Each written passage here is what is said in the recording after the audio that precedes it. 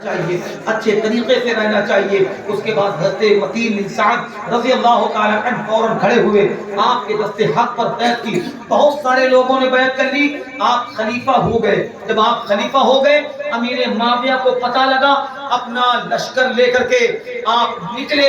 ادھر سے امیر معاویہ، ادھر سے امام حسن نے اپنا لشکر تیار کیا۔ لشکر تیار کرنے کے بعد جب مقام مدائن کی طرف پہنچتے ہیں، پہنچنے کے بعد آپ نے کہا اپنے لشکر والوں سے ٹھہر جاؤ، رک جاؤ تھوڑی دیر کے لیے۔ توقف کیا، توقف کرنے کے بعد کہا اے لوگوں، میں جنگ نہیں چاہتا، میں قتل و قتال نہیں چاہتا، میں نہیں چاہتا کہ لوگ مارے جائیں، لوگوں کا خون ہو، قتل و غارت گیری ہو، اس لیے میں چاہتا ہوں کہ صلح کر لیا جائے۔ آپ نے کاغذ منگایا، چند شرائطیں لکھی، جو بھی شرائطیں لکھی امیر معاویہ کے پاس بھیج دیا۔ امیر معاویہ نے کہا اے حسن بن علی، آپ کی ساری شرائطیں مجھ کو منظور ہے، صلح ہو گئی، لیکن کچھ لوگ آپ سے جو ہے تو حسد اور حسد کی بنیاد پر کہنے لگے اے امام حسن آپ ان سے لڑیے، جنگ کریے۔ امام حسن نے کہا کہ سنو کہ جب معاہدہ ہو چکا ہے، صلح ہو چکی ہے، ہم جنگ نہیں کریں گے، ہم لڑائی نہیں کریں گے۔ اب حضرات گرامی اوقات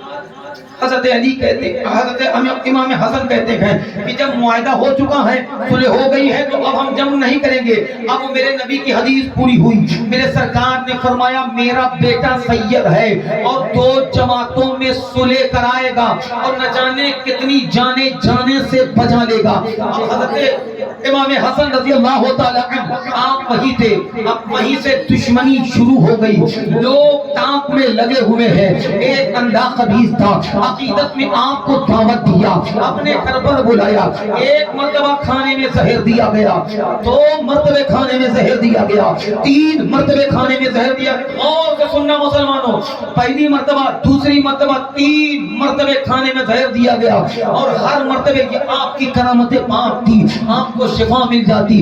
ایک مرتبہ آپ بیٹھے ہوئے تھے حضرت عبداللہ ابن عباس کے ساتھ، اور کئی عقیدت مند کا ہجوم تھا، کسی دکان پر آپ بیٹھے ہوئے تھے، کچھ باتیں لوگوں سے فرما رہے تھے، کچھ چیزیں لوگوں کو بتا رہے تھے۔ اسی آشنا میں ایک بدبخت آیا اور آپ کے زانوئے مبارک پر تلوار کا وار کرتا ہے۔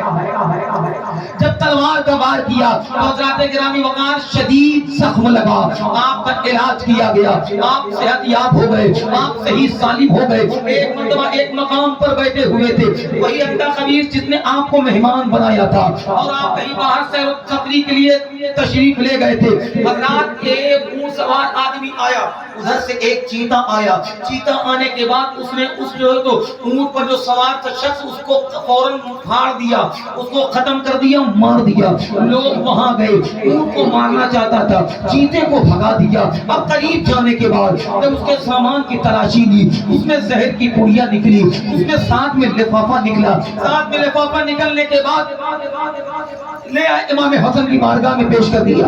آپ نے اپنے مصلی کے نیچے رکھ دیا، اور رکھنے کے بعد کہا جاؤ یہیں سے بات کو ختم کرتے ہیں۔ کہا نہیں حضور، اس کو بلایا جائے، اس سے سوال کیا جائے۔ آپ نے فرمایا نہیں نہیں، جس نے مجھ کو اپنا مہمان بنایا ہے میں اس کو رسوا نہیں کرنا چاہتا۔ حضرات گرامی وقار آخرکار حضرت عبداللہ ابن عباس حضرت سعد موصلی سے رہا نہ گیا۔ آپ اس اندھے خبیث سے پوچھتے یہ بتا تجھے امام حسن سے کون سی عداوت ہے، کون سی خلیشت، کون سی بغاوت ہے، تو اس طریقے سے تو زہر پہ زہر دے رہا ہے۔ اس نے کہا میں امام حسن کو کیوں زہر دوں گا، وہ نواز رسول اللہ ہے، میں نے تو ان کو اپنے گھر مہمان بنا کر کے بلایا ہے۔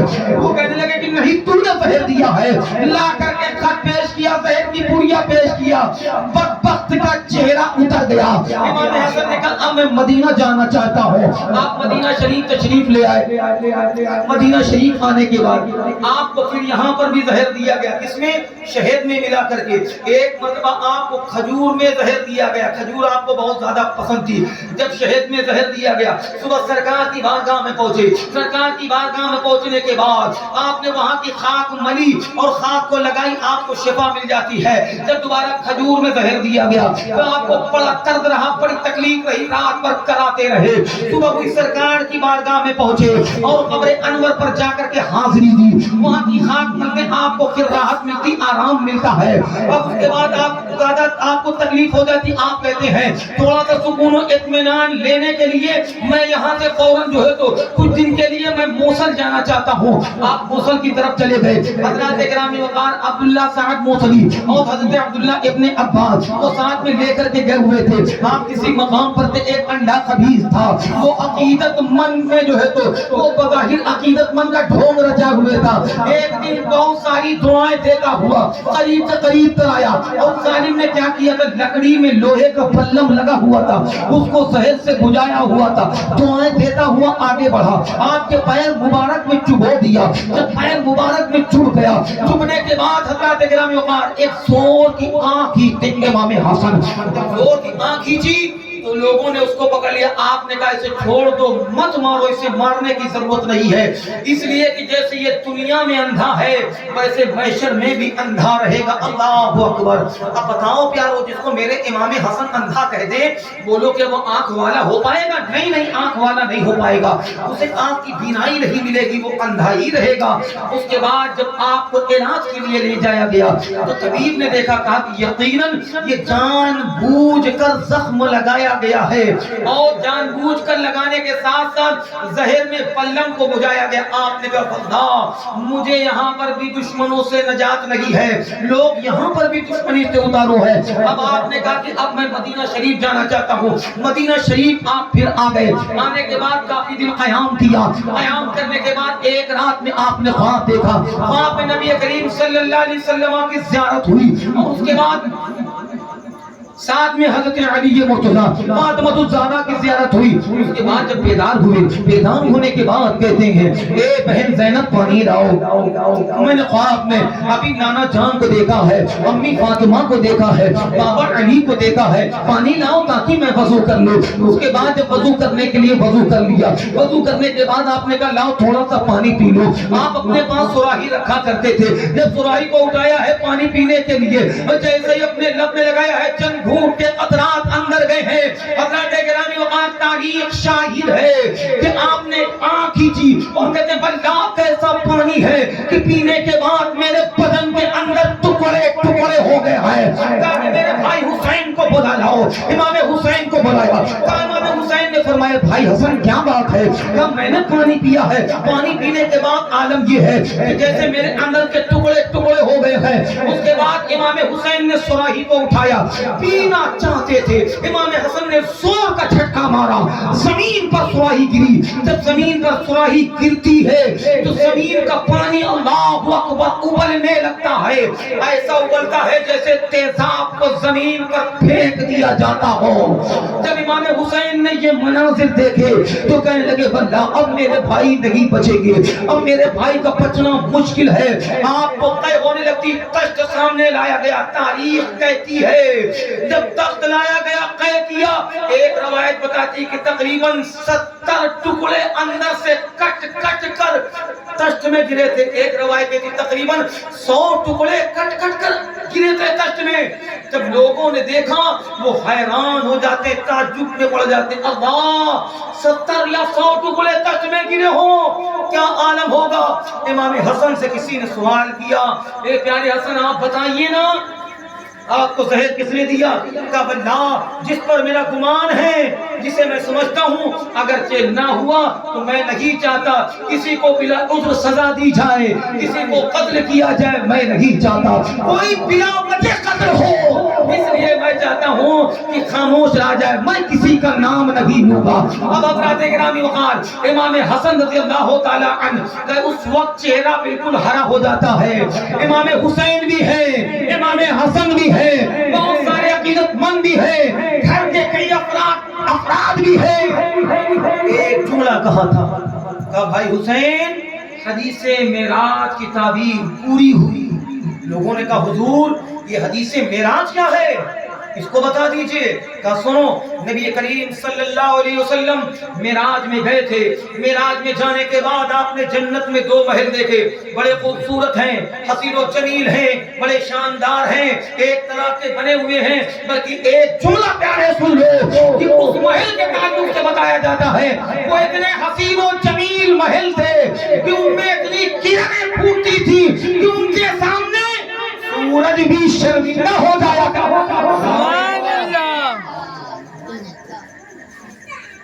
سورج بھی شرمندہ ہو جایا کرتا تھا۔ اب حضرات گرامی وقار جانتے ہیں، اس کے بعد سرکار نے پوچھا کس کے محل ہے؟ رضوان جنت سے۔ رضوان جنت کا یا رسول اللہ آپ کے دونوں نوازوں کا یہ محل ہے، ایک امام حسن کا، ایک امام حسین کا، آپ کو اللہ 2 نواسے عطا کرے گا، ان کا محل ہے یہ۔ میرے سرکار نے پوچھا یہ بتاؤ یہ رنگ جدا کرنا کیوں ہے؟ اے میرے آقا، آپ کی امت میں کچھ جفاکار لوگ آپ کے بڑے نواسے امام حسن کو جب زہر دے کر شہید کریں گے، ان کا چہرہ مقدس اس وقت بالکل ہرا ہو جائے گا، اور امام حسین کو جب کربلا کے میدان میں شہید کیا جائے گا تو ان کا چہرہ مقدس اس وقت بالکل سرخ یعنی لال ہو جائے گا۔ اس لیے اللہ نے امام حسن کے لیے ہرے رنگ کا محل تیار کیا ہے اور حسین کے لیے لال رنگ کا محل تیار کیا ہے۔ جانتے ہیں پیارو، امام حسن رضی اللہ تعالی عنہ کی شہادت ہوتی ہے کب؟ ہجری 50 میں۔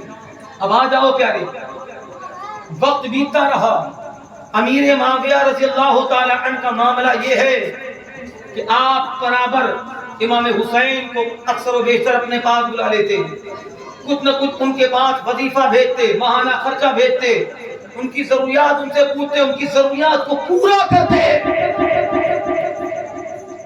یہاں تک کہ تاریخ بتاتی ہے کہ امیر معاویہ جب دمشق میں ان کو بلاتے تو اپنے بغل میں کرسی لگا کر کے ان کو بیٹھاتے، اپنے بغل میں بیٹھاتے، تعظیم و تکریم کرتے، وہاں سے رسول اللہ ہیں۔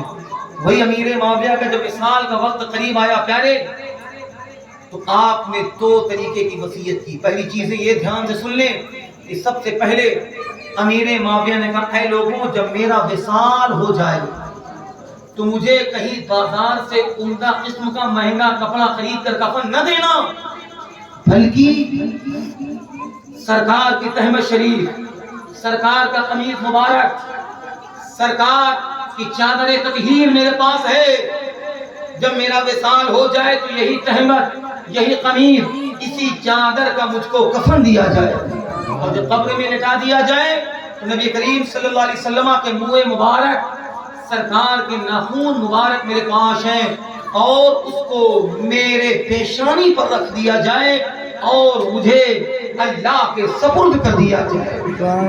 یہ امیر معاویہ نے وصیت کی۔ اب ایک اور وصیت، تقویٰ کا موضوع تھا، یزید آیا بیمار، کرسی کرنے کے لیے، مزاج جاننے کے لیے، عیادت کے لیے، ابا جان کیسے حال ہے؟ کہا حال تو بیٹا جان ہی رہے ہو، اب میرا وقت نزا قریب ہے، ان قریب میں موت کی آغوش میں چلا جاؤں گا، ان قریب میرا وصال ہو جائے گا، ان قریب اب میں دنیا سے رخصت ہو جاؤں گا۔ کہا کہ ابا حضور یہ بتائیں کہ آپ کے بعد خلیفہ کون بنے گا؟ کہا بیٹا خلیفہ تو ہی بنے گا، لیکن سن لے میں تجھ کو وصیت کرتا ہوں ایک عام رعایا کے بارے میں۔ پہلی وصیت یہ ہے کہ سن بیٹا، آج مجھے موت آنے والی ہے اور تجھے بھی موت آئے گی، یہ دنیا میں کوئی ہمیشہ نہیں رہتا، سب کو موت آنی ہے پیارے، سب کو دنیا سے جانا ہے۔ اور اے بیٹا سن غور سے، جب تو بادشاہ بنے گا تو بادشاہ بننے کے بعد ظلم نہ کرنا، کسی کو ستانا نہیں، کسی کو پریشان نہ کرنا، کسی کا مال و اسباب نہ لوٹنا، کسی کو ناحق قتل نہ کرنا، کسی کو پریشان نہ کرنا، اچھا عدل انصاف قائم کرنا، اے بیٹا سن لے، اگر تو نے ظلم کیا کل میدان محشر میں جائے گا، جاننے کے بعد جو ہے تو سن لے بیٹا، وہاں ظالم بادشاہ بھی ہوں گے، عادل بادشاہ بھی ہوں گے، جو عدل کرنے والے بادشاہ ہوں گے اللہ ان کو جنت عطا کرے گا، جو ظلم کرنے والے ہوں گے اللہ انہیں جہنم دے گا۔ میں نے تجھے وصیت کر دی ہے، سمجھا دیا، لیکن ایک بات اپنے ذہن میں رکھ لے، اے بیٹا اگر ظلم کرے گا، ظلم پر بریت کرے گا، لوگوں کو ستائے گا، پریشان کرے گا، ناحق مال و اسباب کو لوٹے گا، اور تجھ سے ان کا دل مغمور ہوگا، وہ تجھ سے غمزدہ ہوں گے، تیرے لیے بددعا کریں گے۔ اے بیٹا سن لے، کل میرا تجھ سے کوئی واسطہ نہ ہوگا اور تیرے پاس کوئی جواب نہ ہوگا، سب کو اپنا اپنا حساب دینا ہوگا۔ ایک وصیت یہ کیا، اب دوسری وصیت امیر معاویہ کرتے ہیں، سنو بہت غور سے سننا پیارے، کیا کیا وصیت کیا؟ کہا بیٹا بالخصوص طور پر وصیت کرتا ہوں، غور سے سننا۔ کہا حضور بتائیے؟ کہا بیٹا امام حسین سے ڈرتے رہنا، اور اے بیٹا امام حسین کا مرتبہ کیا ہے جن کے بارے میں نبی نے فرمایا حسین منی وانا من الحسین، حسین مجھ سے ہے میں حسین سے ہوں۔ اور اے یزید، یہ امیر معاویہ وصیت کرے، یزید سنو، حسین وہ ہیں جن کو مصطفیٰ نے اپنے کاندھے پر بیٹھایا، حسین وہ ہیں جن کے لیے نبی نے اپنے سجدے کو طول دے دیا، حسین وہ ہیں جن کو نبی نے اپنی زبان مبارک چسوائی ہے، حسین وہ ہیں جن کے لیے مصطفیٰ نے فرما دیا کہ حسین میرا لخت جگر ہے، جگر کا ٹکڑا ہے، میں اس سے محبت کرتا ہوں، اے لوگوں تم ان سے محبت کرو۔ حسین وہ ہیں جن کے لیے نبی نے خطبے کو روک دیا، حسین وہ ہیں جن کے لیے نبی نے سجدے کو طول دے دیا، حسین علی کا لخت جگر ہے، حسین فاطمہ کا نور نظر ہے، حسین جنتی جوانوں کے سردار ہے، حسین وہ ہے کہ جو حسین کو غضبناک کرے گا گویا اس نے مصطفیٰ کو غضبناک کیا ہے، جو حسین کو ناراض کرے گا وہ نبی کو ناراض کرے گا، اور یہ گارنٹی ہے جس نے نبی کو ناراض کیا گویا اس کو کل شفاعت سے محروم رہے گا۔ اے یزید سن لے کان کھول کر کے، تیرا کوئی حکم حسین کے حکم سے پڑھ کر نہیں ہے، اے یزید تیرا کوئی حکم حسین کے حکم سے پڑھ کر نہیں ہے۔ اور ایک بات اور غور سے سن لے، اے یزید جب تک تو نہ کھانا، جب تک امام حسین نہ کھا لے، ان کے گھر والے نہ کھا لیں، جب تک نہ پینا، تب تک ان کے گھر والے نہ پینے، جب تک اپنے اور اپنے لشکریوں پر، اپنے اہل و عیال پر، اپنے گھر والوں پر نہ خرچ کرنا، جب تک ان کے اور ان کے اہل و عیال پہ نہ خرچ کر دینا۔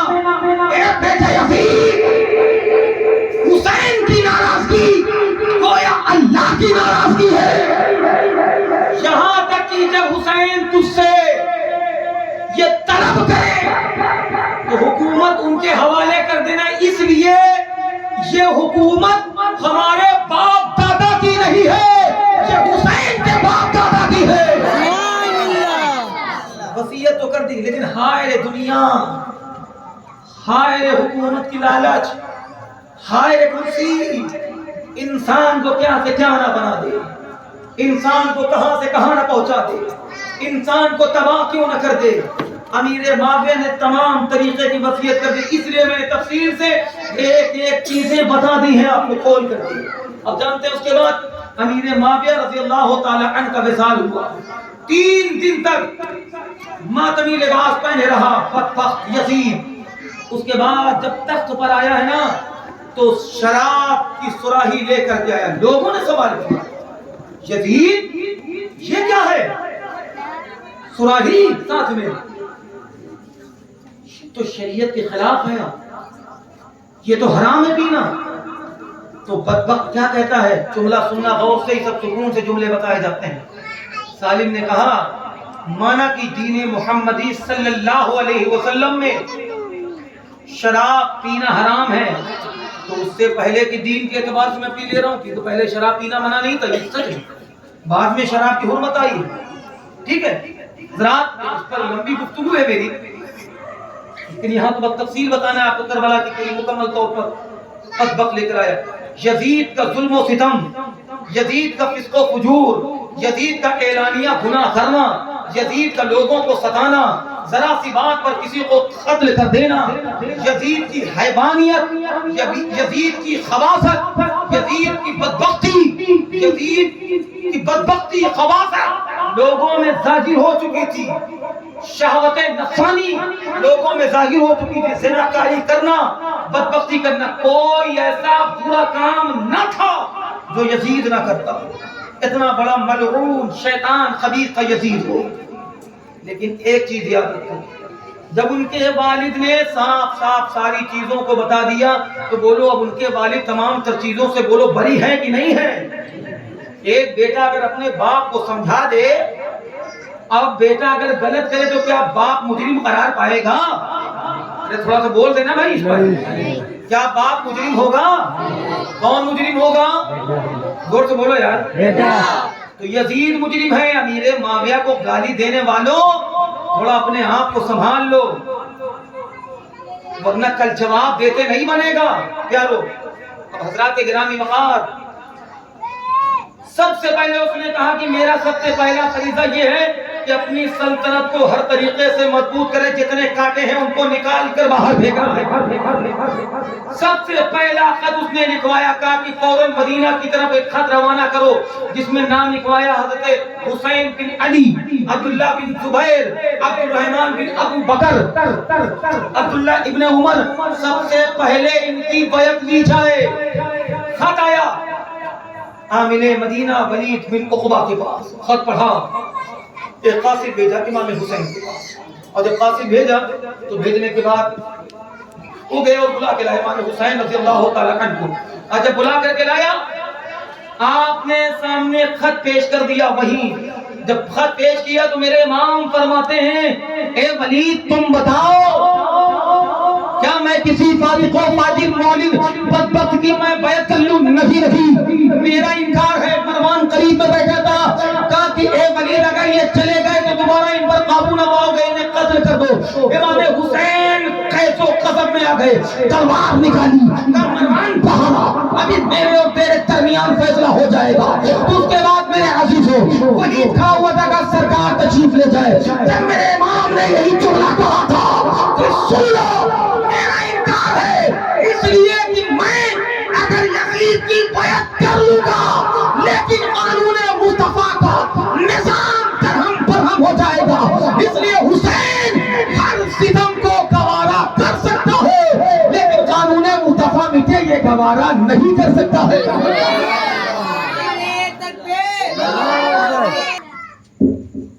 مروان کون ہے پتا ہے؟ یہ پیدا ہوا تھا سرکار کی بارگاہ میں، اس کو لے کے سرکار نے فرمایا یہ تو گرگٹ ہے۔ کیا کہا اس کو؟ گرگٹ سمجھتے ہیں کہ نہیں؟ کیا کرتا ہے؟ بس یہ تو سننا چاہتے ہیں، گرگٹ کیا کرتا ہے؟ کیا کرتا ہے؟ یہ بڑا خبیث تھا۔ اسی مروان کی شرارت کی وجہ سے عثمان غنی کو شہید کیا گیا تھا۔ اس نے بہت بڑی شرارت کی تھی، اسی مروان نے شرارت کی تھی، جعلی خط لکھنا، اس میں سے خط لکھنا، ان کی مہر چرا کر کے لگا دینا، غلام کو بھیجوانا، اسی کی شرارت کی وجہ سے یہ بڑا گرگٹ نا، نبی نے فرمایا تھا یہ گرگٹ ہے۔ جب یہ پیدا ہوا تو سرکار کی بارگاہ میں لے گئے، بھائی میرے نبی کی نگاہ نبوت، کہا یہ تو گرگٹ ہے۔ اب ولید کو کہا کہ قتل کر دو، امام حسین چلے گئے، کہا حضور آپ تشریف لے جائیں، لیکن سوچ لیجئے گا امام حسین نے پھر یہی جملہ کہا میرا انکار ہے تو انکار ہے تو انکار ہے۔ اب اس کے بعد جانتے ہیں ولید سے کہا کہ تم نے جانے دیا، تم کو موقع نہ ملے گا کہ تم ان پر قابو پا جاؤ۔ حضرت ولید بن عقبہ کہتے ہیں کہ سنو مروان تجھ پر لطف ہے، تجھ پر لعنت ہے، افسوس ہے، تو مجھے ایسا مشورہ دے رہا ہے کہ میں حسین ابن علی کا قتل کروں، ان کو ماروں، نماز رسول پر تلوار اٹھاؤں؟ شرم نہیں آتی تم کو؟ مروان نے کہا پھر تمہاری جیسی مرضی۔ اتنا ایک جملہ کہا تھا، ایک طرف پوری بادشاہیت مل رہی ہو اور یہ کہا جا رہا ہو کہ ابن رسول اللہ کو قتل کر دو، میں قسم کھا کر کہتا ہوں بادشاہیت کو ٹھوکر مار دوں گا لیکن اولاد رسول کا قتل کا داغ کبھی اپنے دامن پر نہیں لوں گا۔ چاہیے, مجھے تو رسول اللہ صلی اللہ علیہ وسلم سے سچی محبت ہے, کل محشر میں ان کی شفاعت چاہیے. اب جانتے ہیں حضرات, آپ آئے, اپنے بھائیوں سے تمام تر مشورہ کیا, تو اس میں یہ مشورہ میں یہ بات آئی کہ آپ یہاں رہیں, مضبوطی کے ساتھ رہیں, کوئی دقت نہیں, جو ہوگا دیکھا جائے گا. لیکن میرے امام نے یہی کہا کہ ہم اپنے نانا کے شہر کی عزت کو پامال نہیں ہونے دیں گے.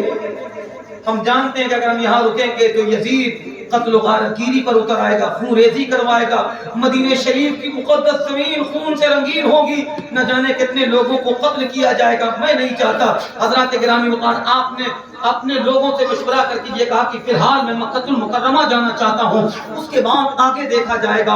اپنے نانا کے روضے پر پہنچے, نانا کے روضے پر لپٹ کر زاروں قطار رونے لگے. زاروں قطار رو رہے تھے کہ خواب میں سرکار کا دیدار ہوا. میرے نبی فرماتے کہ بیٹا حسین کیا بات ہے, اے نانا مجھے جگہ عطا فرما دیجئے تاکہ میں آپ کے روضے میں قریب رہ جاؤں, یہاں تک کہ رہتے رہتے مجھے موت آ جائے. مصطفیٰ فرماتے نہیں نہیں حسین, تمہیں دنیا کی طرف واپس جانا ہوگا, اس لیے تیرے لیے شہادت مقدر ہو چکی ہے. حسین اگر تو نہیں جائے گا تو شریعت نہ بچے گی, تو نہ جائے گا تو قرآن نہ بچے گا, تو نہ جائے گا تو نماز نہ بچے گی, تو نہ جائے گا تو میرا قانون نہ بچے گا. اے بیٹا حسین, مکہ سے لے کر کربلا تک تو مجھ سے ہے, اور کربلا سے لے کر قیامت تک میں تجھ سے رہوں گا. اس لیے میری شریعت تو بچائے گا, میرا قانون تو بچائے گا, میرا نظام تو بچائے گا, میرا فرمان تو بچائے گا, میری فرمان تو بچائے گا, میری شریعت تو بچائے گا, میری ساری چیزیں تو بچائے گا. اگر تو نہیں جائے گا یقیناً یزید کی طبیعت چلے گی. اور حسین نے کہہ دیا میں یزید اور یزیدیوں کی طبیعت نہیں, میں نانا کی شریعت ہی چلواؤں. دعا کرتے ہیں میرے اللہم آتی حسین صبر و اجر, پروردگار میرے حسین کو صبر و اجر عطا فرما. دعا کیے میرے نبی. وہاں سے چلے اپنی امی کے قبر انور پر زارو قطار رو رو کر کے عرض کرتے ہیں, امی آپ کا لخت جگر آپ سے رخصت ہو رہا ہے, آپ کا لخت جگر ہمیشہ کے لیے مدینہ چھوڑ کر جا رہا ہے. اے امی, آج آپ کا حسین آپ کو آخری سلام پیش کرنے آیا ہے. امی وہ حسین ہوں جس کے رونے سے آپ بے قرار ہو جاتی تھی, تڑپ جاتی تھی. امی وہ حسین ہوں کہ جب آپ کے وصال کا وقت قریب آیا تھا تو آپ نے بڑے پیار کے ساتھ مجھے دولہا بنایا تھا. اے امی, آج آپ کا بیٹا حسین قربان ہونے کے لیے جا رہا ہے, گردن کٹانے کے لیے جا رہا ہے, اپنے نانا کی شریعت کو بچانے کے لیے جا رہا ہے. گویا فاطمہ زہرا قبر انور کے اندر سے کہہ رہی, بیٹا حسین اپنی والدہ کی دودھ کی لاج رکھنا, گردن تو کٹا دینا, لیکن نانا کی امت قیامت تک کے لیے بچا لے. الوداع کہتے ہوئے میرے امام وہاں سے چلتے ہیں, اپنے بھائی حسن کی قبر انور پر تشریف لے گئے, وہاں پر بھی حاضری دی, اور اپنے ماموں حضرت ابراہیم کی قبر انور پر گئے. ماموں آج آپ کا حسین الوداع کہنے کے لیے آیا ہے. ماموں میں وہی حسین ہوں جس کے لیے آپ فدیہ بنے تھے, اور اللہ کے رسول نے آپ کو اللہ کے بعد بھیج دیا تھا, اور مجھے میرے لیے آپ کو قربان کر دیا تھا. اے ماموں, آج میں آپ کے ابا حضور یعنی اپنے نانا کے شریعت کے لیے میں قربان ہونے جا رہا ہوں. الوداع کہہ رہے ہیں سب کو, آخری سلام پیش کر رہے ہیں. آخری سلام پیش کرتے ہوئے جب مدینہ سے نکلنے لگے, اے مدینہ حسین تیری عظمت بچانے کے لیے جا رہا ہے. اے مدینہ حسین اس لیے یہاں سے رخصت ہو رہا ہے تاکہ تیری حرمت پامال نہ ہو, تیری عزت پامال نہ ہو. اے مدینہ, جب مکہ والوں نے میرے نانا کا رہنا دشوار کر دیا تھا تب تجھ میں آئے تھے. آج یہ وقت ہے کہ حسین مجبور ہو کر کے مدینہ سے نکل رہا ہے. نکلتے نکلتے یہ جملہ کہا تھا, اے مدینہ تیری عظمت کو سلام, اے مدینہ تیرے وقار کو سلام, اے مدینہ تیری فضاؤں کو سلام, اے مدینہ تیری برکتوں کو سلام, اے مدینہ تیری رحمتوں کو سلام, اے مدینہ تجھے سلام. اے مدینہ, آج حسین ہمیشہ کے لیے تجھ سے وعدہ لے رہا ہے. آج حسین ہمیشہ کے لیے جا رہا ہے. امام حسین اپنے تمام تر ساتھیوں کو لے کر کے مدینہ मुनव्वरा से निकल पड़े। जब हजरत गिरामी वक़ार रास्ते में हजरत अब्दुल्ला बिन मती से मुलाकात हुई, अब्दुल्ला बिन मती ने कहा हुजूर आपकी खिदमत में सलाम अर्ज़ है। इमाम हुसैन ने सलाम पेश कबूल फरमाया। उसके बाद कहता सरकार कहाँ जा रहे हैं? उसके बाद मेरे अजीजों इमाम ने फरमाया कि अब्दुल्ला बिन मती अभी तो फिलहाल मेरा मक्कतुल मुकर्रमा जाने का इरादा है, आगे के लिए कुछ नहीं कह सकता, अल्लाह वाली कहे। उसने कहा हुजूर एक अरीज़ा है। कहा कहो क्या बात है? कहा सरकार इतना अर्ज करना चाहूंगा कि सरकार कहीं भी जाए लेकिन कूफा ना जाए, कूफा वाले बड़े बेवफा होते हैं, उनका कोई एतबार नहीं है। इमाम ने फरमाया ठीक है, अल्लाह तुम्हें जज़ाए खैर। आप मक्कतुल मुकर्रमा में जब दाखिल होने लगते हैं सदाएं बुलंद होती है, मरहबा सरवरे आलम के पिसर आए हैं, फातिमा ज़हरा के लख्ते जिगर आए हैं। आप मक्कतुल मुकर्रमा में पहुंच गए, मक्कतुल मुकर्रमा में तशरीफ ले गए, लोग झूक दर झूक आपके पास आने लगे, मुलाकात करने लगे, आपसे मिलने लगे चारों तरफ से। कई लोगों ने कहा हुजूर आप यहीं क़याम फरमा रहे हैं, आप कहीं और न जाए। कूफा वालों को पता लगा, क्या खबर मिली? इमाम हुसैन मदीना से मक्का आ गए। कहा खत लिखो, इमाम को बुलाओ, हमें ज़रूरत है। खत में तमाम तरफ अल्फाजात थे। पहले अल्फाज इमाम आप आइए, हम आप पर अपनी जानें कुर्बान करेंगे, हम आप पर अपनी जानें फिदा करेंगे, हम आप पर अपनी जानें निछावर करेंगे, हम आप पर अपना सब कुछ कुर्बान करेंगे। इमाम आप आ जाओ, पहले हमारी गर्दनें कटेगी, पहले हमारा माल असबाब लुटेगा, पहले हमें कत्ल किया जाएगा, उसके बाद आप पर आंच न आने देंगे। इमाम अगर आप ना आए तो कल बरोज़े महशर हम आपका दामन थामेंगे और कहेंगे ए परवरदिगारा, कल इमाम हुसैन को हमने बुलाया था, दावत दी थी कि आप आ जाइए, आपके हाथ पर हाथ देने के लिए तैयार है, अपनी जान फिदा करने के लिए तैयार है, अपना माल कुर्बान करने के लिए तैयार है, हम आपकी तरफ से लड़ने के लिए तैयार हैं। लेकिन इमाम ने हमें एक यजीद जालिम फासिक और फाजिर के सामने छोड़ दिया। जब जुल्म पर बरियत का बाजार गर्म था, जब जिस वक्त जो है तो नबी करीम सल्लल्लाहु अलैहि वसल्लम के सुन्नत मुबारका को हर तरफ से कुचला जा रहा था, तोड़ा जा रहा था, और इस्लाम में नई नई चीजें बिदअत और रस्म और रिवाज को जारी किया जा रहा था। ऐसे आलम में हमने जो है तो इमाम हुसैन को आवाज दिया, उस वक्त में आवाज दिया जब इस्लामी कानून एक मजाक बनकर रह गया था। मैंने इमाम को पुकारा, लेकिन इमाम ने हमारी तरफ तवज्जो ना की, इमाम हमारी तरफ ना आए। इमाम ने हमको मजबूर कर दिया कि तुम यजीद से बैत करो, कहीं जाओ, हमसे कोई ताल्लुक नहीं। मेरे इमाम कहते हैं ये खुतूत पढ़ने के बाद, अल्फाज़ पढ़ने के बाद मेरे रोंगटे खड़े हो गए। बड़े बड़े अजिल्ला साहबे किराम कहते हैं इमाम हुसैन आप कूफा ना जाएं, जिसमें अबू सईद खुदरी है, हज़रत जाबिर है, अब्दुल्ला इब्ने उमर है, अब्दुल्ला इब्ने जुबैर है, बड़े बड़े अजिल्ला साहबा हैं। तमाम तो लोग कहते हैं हुजूर न जाएं। इमाम ने कहा देखो ये खुतूत है, कल मैदान महशर में अगर मुझसे सवाल किया जाएगा, बोलो मेरे पास कोई जवाब होगा? नहीं नहीं, कोई जवाब नहीं होगा, मैं कोई जवाब न दे पाऊंगा। इसलिए ऐ लोगों जाना होगा, मजबूरन जाना होगा, और मैं यकीनन जाऊंगा। तुम लोग चाहे जितना रोको, मैं यकीनन जाऊंगा। हजरत गिरामी वक़ार जब बहुत ज्यादा इसरार पढ़ने लगा, उधर से लोग मना कर रहे हैं, इधर से इमाम कहते नहीं मैं जाऊंगा। तब लोगों ने कहा हुजूर एक तदबीर ये है कि आप अपना किसी को नायब बना करके भेज दें, ताकि किसको नायब बनाया जाए। तो सबकी निगाह जाती है बिलखुसूस इमाम हुसैन की, हजरत मुस्लिम बिन अकील की तरफ। इमाम मुस्लिम कौन है इसको भी सुनते चलो प्यारे। हजरत मुस्लिम इमाम हुसैन के चचेरे भाई हैं, चचा जात भाई हैं, यानी अकील के बेटे हैं। अकील कौन है? हजरत अली के सगे भाई हैं। इन सब चीजों को बता रहा हूँ, उसको ज़हन और फिक्र मसाले प्यारे। उनके चचेरे भाई हैं, ताकि तुम जाओगे वो तैयार हो गए। इब्ने रसूलुल्लाह मैं आप पर सब कुछ कुर्बान करने के लिए हम तैयार हैं। वो तैयार हो गए। अब तैयार होने के बाद सबसे पहले इमाम ने कहा कि यकीनन तुम जाओ वहाँ के हालात से मुझको आगाह करना, जैसे हालात हो मुझको बताना। इमाम मुस्लिम एक रवायत के इमाम मुस्लिम वहाँ से निकले। निकलने के बाद मदीना तैयबा आए, अपने घर वालों को समझाया बुझाया, कहा कि सुनो इमाम हुसैन ने मुझसे फरमाया है कि मेरे तरफ से नायब बनकर के कूफा चले जाओ, वहाँ के हालात से मुझको आगाह करो। जब हालात अच्छे हों तो مجھ کو خط لکھنا میں بھی آ جاؤں گا کیونکہ یہ ایک عذر ہو جائے گا۔ حضرات گرامی وقار تمام لوگوں کا ساتھ میں 2 بچے تھے، محمد ابراہیم وہ مچل جاتے کہتے ہیں کہ ابا جان مجھے ساتھ لے لو، ہم ضرور چلیں گے، ضد کرنے لگے، مچل جاتے بہت زیادہ ضد پر اڑ گئے۔ امام مسلم نے ساتھ لے لیا، حضرات گرامی وقار وہاں سے نکلے، اب کوفہ کی طرف روانہ ہوئے۔ جب کوفہ پہنچتے ہیں تو میرے عزیزوں تاریخ بتاتی ہے پہلے ہی دن تقریباً 500 لوگوں نے آپ کے ہاتھ پر بیعت کر لی۔ بیعت کا سلسلہ پڑتا رہا تقریباً 12,000 لوگ بیعت کر لیتے ہیں۔ جب 12,000 لوگوں نے بیعت کر لی تو اس کے بعد حضرت امام مسلم نے فوراً خط لکھا، خط میں یہ لکھا ایک امام پاک آپ آ جائیں کہ جان دینے کے لیے تیار ہے، یہ مال قربان کرنے کے لیے تیار ہے، یہ جان نچھاور کرنے کے لیے فدا ہے۔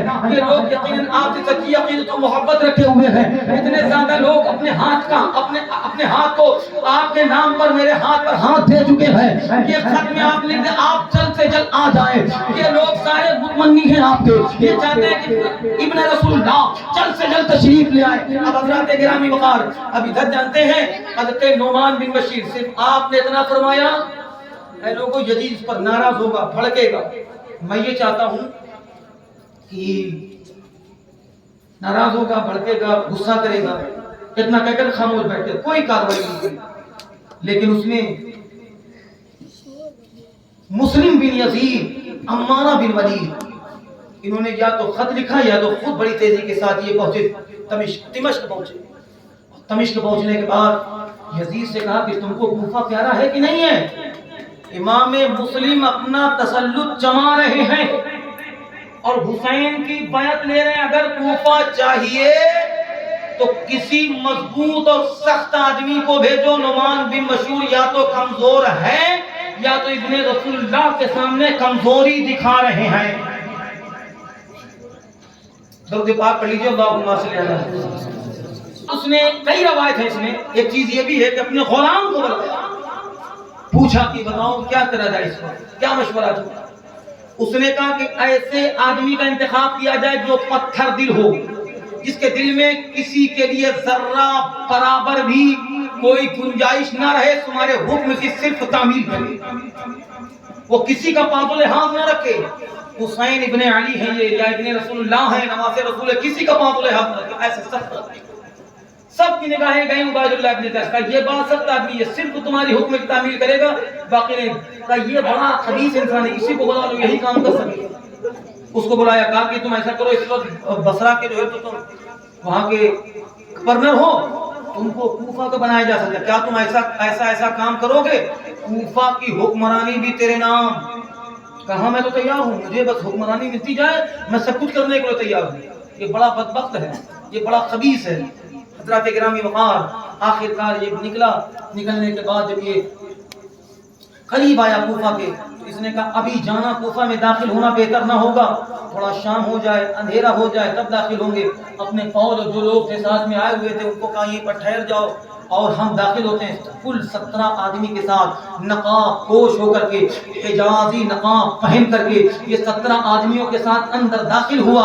جب داخل ہوتا ہے حضرات گرامی وقار ایک شور مچ جاتا ہے، ابن رسول اللہ تشریف لے آئے، چاروں طرف سے لوگ آنے لگے، امام حسین آ گئے ہیں، امام حسین کوفہ تشریف لے آئے ہیں۔ آواز بلند ہونے لگی، نعرے لگنے لگے، مرحبا بکا یا ابن رسول اللہ صلی اللہ علیہ وسلم، قدمت خیر مقدم یا ابن رسول اللہ صلی اللہ علیہ وسلم، مرحبا بکا۔ یہ نعرہ چاروں طرف سے گونجنے لگا، لوگوں کا ہجوم بڑھنے لگا، عبید اللہ ابن زیاد کا چلنا دشوار ہو گیا، دل ہی دل میں گونجنے لگا، غصہ ہونے لگا، دل میں آنے لگا اور سمجھنے بھی لگا کہ یقیناً اس وقت امام حسین رضی اللہ تعالیٰ عنہ کا انتظار کتنا شدید ترین لوگ کر رہے ہیں۔ یقیناً اچھا ہوا کہ میں اس وقت نقاب پوش میں آیا۔ اب یہ دھیرے دھیرے چلتا رہا، عمر باہری دل میں خیال پیدا کرتے ہیں کہ حسین ابن علی ہیں تو کیا ضرورت نقاب میں آنے کی، کیا ضرورت نقاب پوش میں رہنے کی، کیا ضرورت چہرہ ڈھکنے کی، اپنے چہرے مقدسہ کی لوگوں کو زیارت کرواتے آگے بڑھا۔ ابن رسول اللہ چہرے مقدس کو کیوں ڈھک رکھا آپ نے، چہرے مقدسہ کو کیوں ڈھک رکھا، بڑے تیزی کے ساتھ آگے بڑھا۔ عبید اللہ ابن زیاد کا بولتا تو کیا بولتا، کچھ نہیں بولا۔ حضرت عمر باہری نے، جناب عمر باہری نے نقاب اٹھایا، اے کوفہ والو تمہارے لیے ہلاکت ہو. یہ ابن رسول اللہ نہیں، عبید اللہ ابن زیاد ہے. لوگ مرجھا گئے، مجمع منتشر ہونے لگا، لوگ اپنے اپنے گھروں کو جانے لگے، اپنے اپنے سناٹا ہو گیا. عبید اللہ ابن زیاد فوراً دارالامارت میں داخل ہوا، اور داخل ہونے کے بعد رات بتائی، صبح ہوئی. صبح ہونے کے بعد نعمان بن بشیر سے ملاقات کرتا ہے. نعمان بن بشیر مسلم بن عقیل کوفہ آگے امام حسین کی بیعت لوگوں سے لیتے رہے، اپنا تسلط جماتے رہے، کوفہ پر اپنی مضبوطی بناتے رہے. تم خاموش رہے، تم نے کوئی کارروائی نہیں کی. تم نے یزید اور حکومت وقت کی طرف سے نمک حرامی کی ہے. یہ لو پروانہ، آج سے تم معزول کر دیے گئے، جیسا تم نے کیا ویسا تم نے پایا. نعمان بن بشیر نے ایک جملہ کہا تھا پیارے، اور صرف وہ جملہ یہ تھا، اگرچہ ابن رسول اللہ کے اوپر سختی نہ کر کے میں حکومت وقت کا نمک حرام بنتا ہوں، تو مجھے تجھ جیسا نمک حلال نہیں بننا ہے. مجھے نمک حرام ہی رہنے دے. معذور کر دیا، جانا چاہتے تھے روک لیا مصالحت سمجھ کر کے. اب عبید اللہ ابن زیاد نے نکارہ بجوا دیا.